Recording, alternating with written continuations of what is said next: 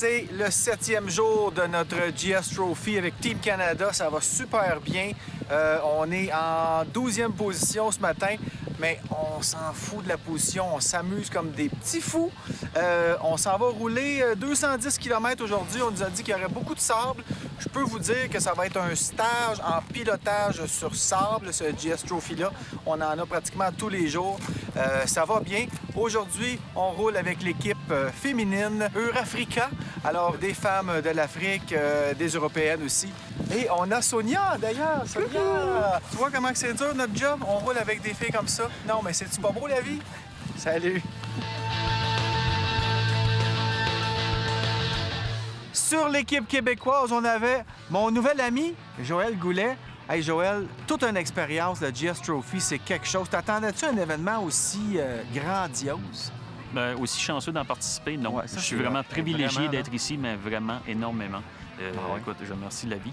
Mais BMW. écoute, parce qu'on s'entend qu'un trophy comme ça, ça coûte une fortune. L'organisation de BMW, je ne sais pas c'est quoi le budget, mais on a 114 motos GS Rally qui sont pas données. Là, on parle de 20 quelques mille dollars chacune, canadiens.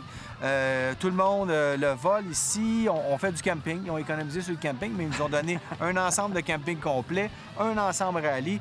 C'est vraiment tout un prix. En partant, tu es gagnant déjà. Là. Certainement. Je pense que si j'avais voulu me payer ça, ça m'aurait coûté peut-être une quinzaine de mille dollars Ah oui, environ. oui, certain. Ouais. D'ailleurs, ceux qui veulent faire un peu la route qu'on a faite, un petit peu moins difficile, c'est possible aussi d'acheter le voyage, qui est la route du GS Trophy. C'est disponible sur Internet. Mais Joël, d'abord, as-tu eu des surprises en venant ici? Tu t'attendais à quoi de la Mongolie? Je m'attendais à être émerveillé et je l'ai été. Ouais. Ça, c'est certain. Ah ouais. Des C'est paysages quelque chose. incroyables. Et infini. Oui, à l'infini. C'est un désert, c'est 100 km d'un côté, à perte de vue, et Ouais. 100 km de l'autre Ouais. côté. On est au milieu de ça, On roule. peut pas C'est- s'imaginer. Même si on vient du Canada, on connaît les plaines en Alberta, c'est encore plus grand que ça. C'est Au Québec, vraiment au Québec, il n'y a pas immense. ces paysages-là. Zéro, Je non. suis chanceux vraiment encore. Chanceux de pouvoir faire ça. Et j'ai jamais presque roulé dans le sable.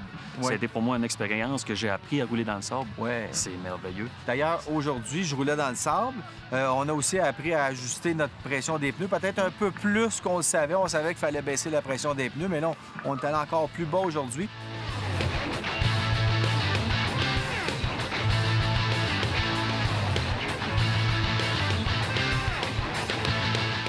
Chaque groupe aussi est accompagné d'un marshal, donc c'est une personne d'expérience qui connaît le terrain, qui peut aussi nous donner des conseils, même si on a quand même pas mal d'expérience. On peut toujours apprendre, donc on a baissé encore plus notre pression. Puis ce matin, écoute, on roulait comme des pros.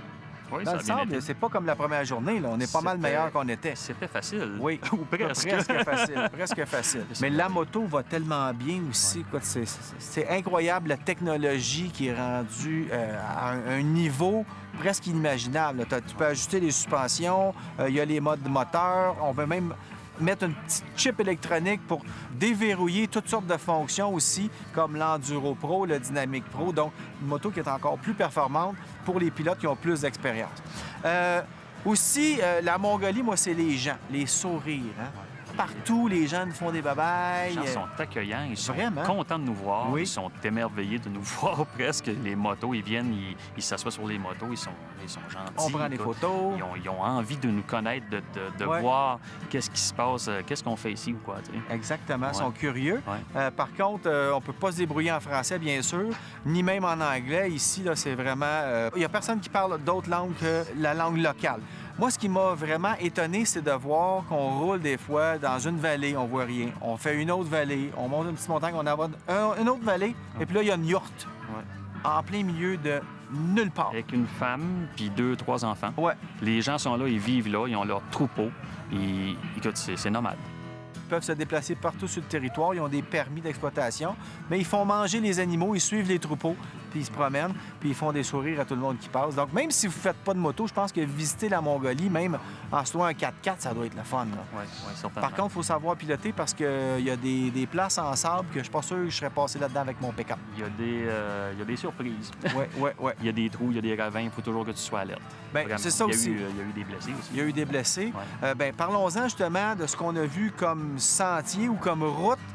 Moi, ce qui m'a surtout étonné, c'est la rapidité à quel point ça change. Tu t'en vas, c'est un beau petit chemin, un petit peu de roche, un petit peu de terre, et puis là, tu as une crevasse en plein milieu de nulle part. C'est incroyable, ça. On n'a pas ça chez nous, là. Puis souvent, les saisons, il y a un matin, on est parti, il faisait 7 degrés environ. Très froid, ouais, plus On froid, passe dans des crans de roche, on a une rivière, de la neige, de la glace. On passe là, on continue. À un moment donné, on monte d'altitude. Bon, là, le degré augmente aussi. On prend du sable. À un moment donné, des chameaux. Puis là, on tombe complètement dans le désert. Des troupeaux de chevaux sauvages. 25-30 degrés que ça monte. La température est vraiment changeante. Ouais. Avec des paysages de l'hiver à l'été. Dans l'espace, tu roules 1 heure, puis tu as tous ces événements-là. C'est vraiment un pays des extrêmes, autant les températures que l'aridité aussi. C'est sec. Oui. Il y a de la poussière. D'ailleurs, presque tout le monde dans le groupe qui roule, on a tous un genre de petit mal de gorge. C'est pas parce qu'on a eu froid, c'est à cause qu'on a respiré de la poussière. Tu as beau tout faire pour empêcher, il y a toujours de la poussière en suspension qui est très, très fine. Donc, ça rentre dans les poumons. Ça va peut-être faire du bien de revenir à la maison pour se nettoyer les poumons aussi puis arrêter de rouler nos motos dans le sable. On va respirer l'air du Québec. Ah, ça va être bien.